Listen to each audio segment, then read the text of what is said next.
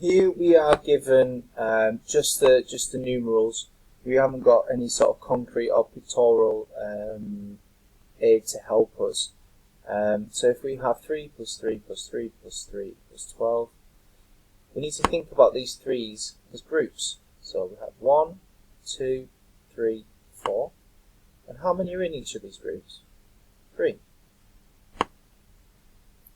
So if we were to draw this, put 4 groups, and then we've got 3 in each group. The next one we have 5 at 5 at 5 equals 15. Now, again, we need to look at these 5's as groups.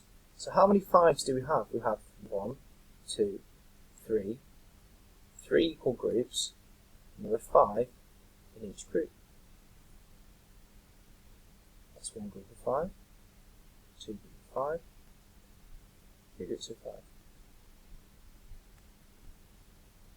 Now can you finish the rest of your worksheet?